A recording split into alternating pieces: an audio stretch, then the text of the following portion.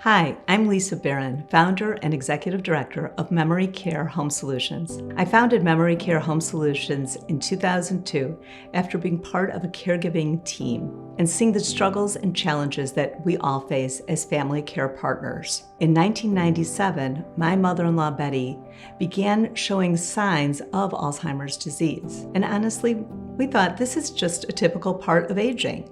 But we realized as the disease progressed that there was nothing typical about this, and that the only thing that may be typical was our family's bewilderment.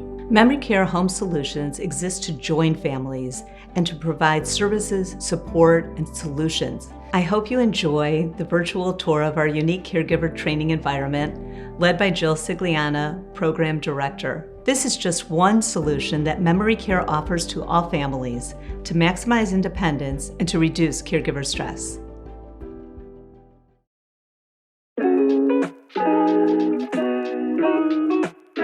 Hello, and welcome to your tour of the Memory Care Home Solutions Dementia Training Venue. It is our goal with this space to show families a wide range of ideas to make home a more supportive and enjoyable place for people living with dementia and for their family care partners.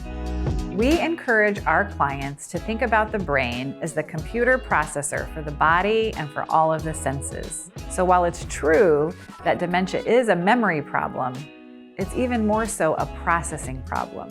So what we try to do in a dementia-friendly home is make the processing demands easier so that the person doesn't have to work so hard to figure things out.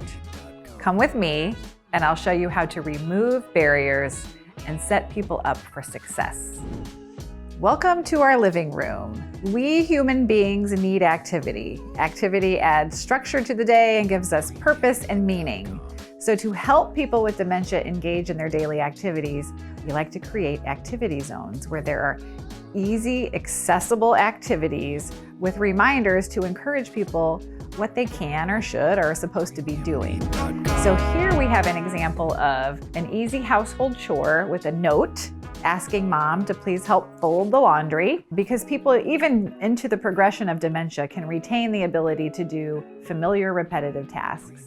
We also have an example of simplified technology. We have a lot of adult children who are caregivers who complain that they get the call at work that the TV is broken. The TV is not broken, it's because the remote is too complicated. So we show people things like universal remotes with just a few buttons that set a person up for success with operating their TV. We also encourage people to leave just a few strategically placed photo albums, coffee table books, and magazines that people can enjoy without needing to remember the plot line or the characters of a novel. So people who've always enjoyed reading can still enjoy engaging with a book if we make it something that's a little easier to follow.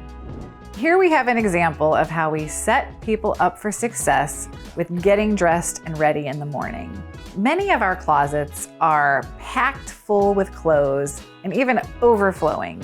Those are too many options for a person whose brain isn't making sense of all the bits of information. So we help families learn to simplify a closet. If we reduce the choices and group outfits, we've set a person up for independence with choosing clothes and getting dressed for the day. We also use visual cues on dressers to label where items are so people aren't searching for things.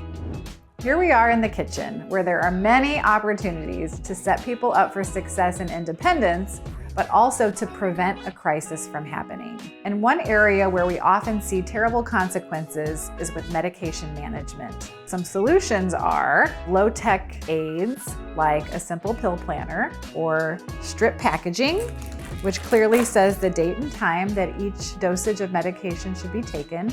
Bubble packs also reduce the risk for errors. This is something your local pharmacy can provide. And we certainly want to be proactive in preventing kitchen fires. So here are a couple solutions.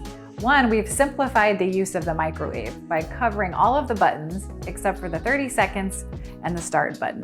Really hard to start fires in 30-second increments, so this improves the safety of the microwave. This is called a stovetop fire stop, and if a fire starts on the cooktop, this will extinguish the fire. We also recommend for people who shouldn't be cooking when they're not supervised, removing stove knobs and installing an oven latch. We recommend that you select a wall to create a message center. And you can do this by hanging a large print calendar and also a whiteboard to keep track of the day's agenda or any other important information. And it's so important to set people up for independence in the bathroom with personal care. One of our favorite tips is to do task setup in advance.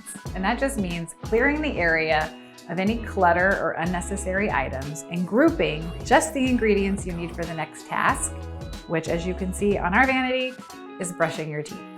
A lot of bathrooms are very monochromatic. It might be a white tub with white walls, and that's a very confusing environment for people with dementia. We recommend adding color contrast so that people can more easily identify where one surface ends and the next begins. So by adding color contrast, you add structure to the bathroom environment. People feel safer and they're less likely to fall. Thank you for joining me today for the tour. I hope that you learned some practical strategies that you can easily implement in your own home. For individualized treatment to help your family master these skills, reach out to Memory Care Home Solutions today to schedule your consultation. Visit our website and click the Contact tab to get in touch. Thank you, Jill.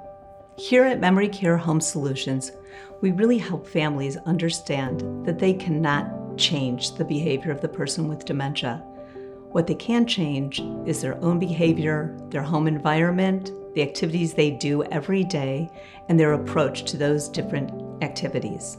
I really encourage you to become a stronger partner with the organization. We are so incredibly grateful to the donors who join us in envisioning a future in which every family who could benefit from this service receives it. Together, we can empower families and we can bring them the services and supports and solutions that they need to navigate their own personal path to dementia.